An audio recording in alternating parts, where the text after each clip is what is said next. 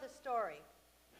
We hear the story every Rosh Hashanah, and again in the weekly portion, as we will this week. God tells Abraham to go on Mount Moriah and sacrifice Isaac. Abraham gets up early in the morning. He brings Isaac and 2 servants, and they head for Mount Moriah. They reach the place God told them to reach, and Abraham and Isaac go on alone. Abraham sets up the sacrifice God has told him to make, his only son, his son whom he loves. And then at the penultimate moment, God's malach, or messenger, or angel, calls Abraham, Abraham, calls him to stop. And a ram is sacrificed instead. There's much to say on this story. Innumerable pages have been written on this test of Abraham and the theological implications of it, let alone the conversations we have amongst ourselves about what our gut reactions are to what Abraham is told to do. Those are conversations for another time. Here's a different question. What about Sarah? Where was she? Where was Isaac's mother? Remember, she had him when she was really old. She waited and waited and waited. She had this child, and then Abraham took off in the morning. If you were Sarah, wouldn't you have something to say? Really? I'm a little quiet here. Wouldn't you have something to say if your husband stole off at dawn with your only son and took him to sacrifice him on a mountain? No matter how much you thought he was a faithful kind of guy. The rabbis are often silent on such matters, that is, where are women's voices? It's not surprising, for as many of you know, that scholars explain that Torah was written by men, and for most of Jewish history, the key access points to Jewish expression or Jewish spirituality were Torah and prayer, which were really, for so much of our history, the realms of men. So throughout Torah, many women are unnamed, and many of their journeys are minimally recorded. We hear about them a lot relating to childbirth, but we do get some notable moments, right? Miriam at the shores of the sea, our ancestors cross. She lifts up her timbrel, we're not quite sure what that is, and rejoices. Then there are those daughters of Tzalafachad who say, we don't like the laws of inheritance. Women should inherit when there are no sons. And our matriarchs get a key few verses that don't have to do with childbirth too, or do. Sarah laughs at God when she's told she'll bear a child. And Rebecca, this is one of my favorite questions, Rebecca was pregnant with twins, is told that they're fighting even now before they've come out. And she, yeah, no, that's not the only reason I relate to it, as a mother of twins. But she asks, Lama ze anochi? Why do I exist? She asks this really deep question about her purpose. But in the past 40 to 50 years, as many of you have heard me speak over time, there's been a sea change.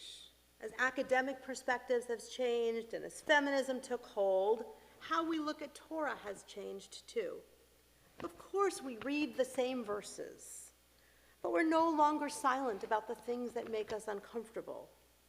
We seek out women's names when they're not named, and we bring women's voices back to Torah, for example, asking, well, what would Sarah have done if she were there when Abraham left the house or the tent that morning?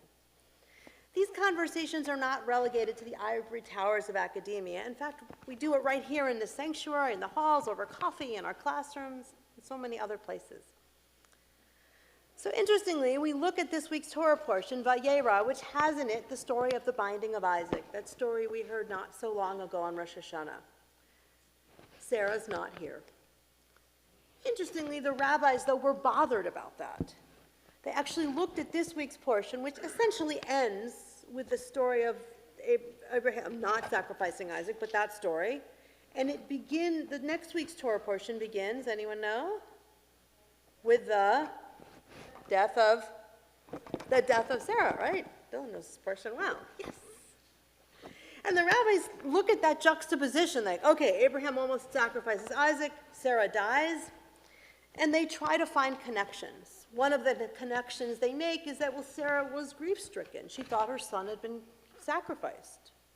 She was shocked.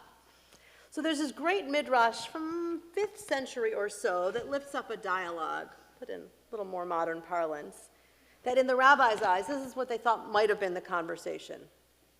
When Isaac got back to his mother, after he's not sacrificed, she asked him, "What did your father do?" He replied, "My father took and led me up the mountains and down the hills below them until he brought me to the top of one mountain. He built an altar. He set up a pile of wood. He arranged the kindling, bound me upon the altar, and took his knife to slay me."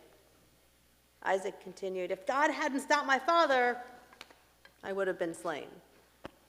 Sarah then said, and actually I think she would have said something much stronger than this, but these were the rabbis in the 5th century. Sarah said, "How unfortunate that you would have been slain." How unfortunate that you would have been slain had God not stopped him. I think she would have put choice words today. And then, as the midrash continues, she had just finished speaking, and her soul left her. She died. As my teacher, Rabbi Yechiel Puko, points out, the rabbis can't ignore the absence of Sarah in this story. She's the mother of Isaac. And they can't ignore the juxtaposition of this story with the death of Sarah in the next chapter. Indeed, none of us should. None of us should ignore Sarah's absence. We can explain it as a time of history in a different era, and that's all fine. We don't have to be angry with it. But as we look at this story, we have to realize that Abraham doesn't actually talk to Sarah. There's no partnership here. So now jump ahead from Torah. Anyone see the article, I think it was in last Sunday's New York Times, about the real estate developer Marianne Gilmartin? She said women are so underrepresented in commercial real estate that she wants to set up a project in which every part of the process is headed by a woman. Last June, you may have read an article about Dr. Francis Collins, who's the director of the NIH. Anyone know what he refused to do?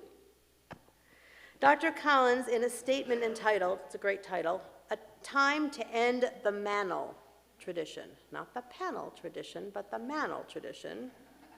Dr. Collins said he would no longer speak at conferences in which he was the only man on a panel, or which didn't show a strong commitment to diversity in the makeup of their panelists. These are two examples. If we turn to the news, if we look on the internet, if we read the newspaper, we know that there are many, many more. These are two of many fields where public statements and actions are coming out that are acknowledging realities that we've known for a long time. Women's voices and actions, even today, are not always present or not lifted up if they are. There are countless stories, those of us here maybe have them, I'm sure, across employment fields, in boardrooms, in nonprofits, in government, in sanctuaries, even in living rooms, of women's voices not being heard, even when they were sitting right there. How about the research and anecdotes that make it clear that women have been interrupted, talked over, shut down, or penalized for speaking out? There's actually research that speaks to that. It's been a universal experience for women when they were outnumbered by men. We've come far, for sure. I don't offer this as a complaint or just a gripe. But Torah portion made me think of this week. For the last year and a half, I've been one of the members of a really interesting task force of our rabbinic organization, the Central Conference of American Rabbis.